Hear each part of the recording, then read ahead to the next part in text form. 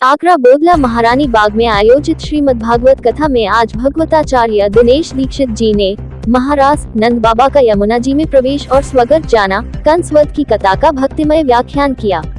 नंद बाबा एक बार यमुना में स्नान करने गए, जहां वरुण के सेवकों ने भूलवश उन्हें पकड़ लिया। कृष्ण के हस्तक्षेप से न केवल नंद बाबा मुक्त हुए, बल्कि जललोक के देवताओं का भी आशीर्वाद मिला। मैं doctor C K Gupta, physiotherapist, Kamla Nagar Agra से। क्या कहना चाहेंगे? आज छठा दिन है भागवत का। आज भागवत का छठा दिन है और लगभग पिछले 5 दिनों से यहाँ पर श्रीमद् भागवत का कथा का गायन हो रहा है। बहुत सारे भक्त यहाँ पर मैं आज आया हूँ। मुझे बहुत बड़ा सौभाग्य प्राप्त हुआ कि मुझे श्री दिनेश जी महाराज की कथा सुनने का सौभाग्य मिला है। तो मैं बहुत ही उत्साहित तरीके से यहाँ पर आया हूँ और मैंने देखा है कि भक्तों में बहुत उत्साह है, भक्ति भरा पूरा माहौल है।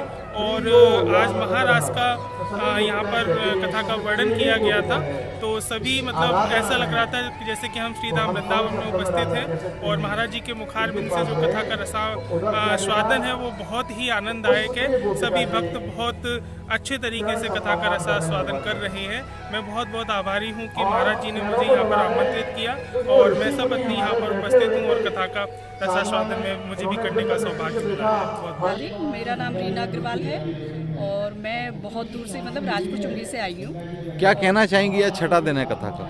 आज छठा दिन है। आज मतलब रास हो रहा है।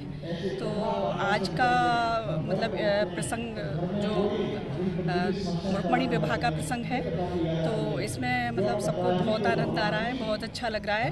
और मैं गुरुजी की कथाएं पहले भी सुन चुकी हूँ, भगवताचार्य जी की कथाएं पहले भी मैंने सुनी हैं।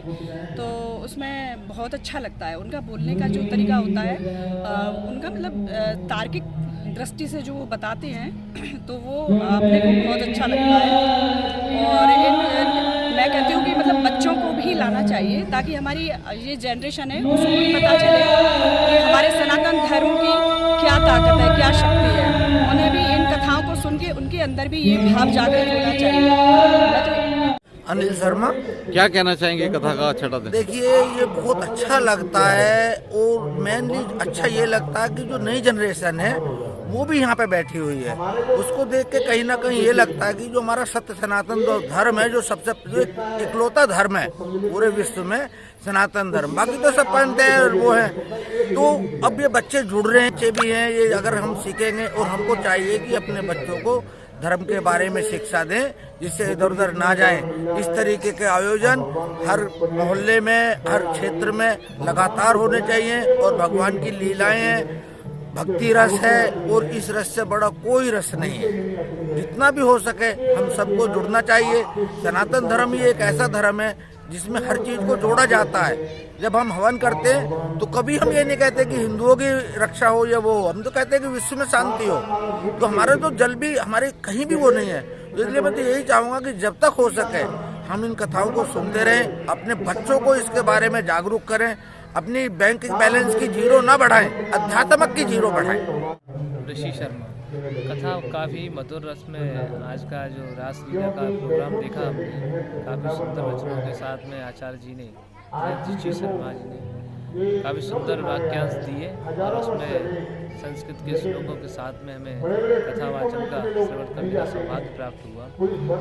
रस तो भगवान कृष्ण है, भगवान कृष्ण की लीला जितना सुना उतना कम है, लेकिन सही उच्चारण सही शब्दों के साथ जब सुना जाता है तो प्रसन्न हो जाता है। तो वही अनुभूति हमको भी हुई यहाँ पर। भगवान कृष्ण के नज़दीक पहुँचने का एक सौभाग्य प्राप्त हुआ।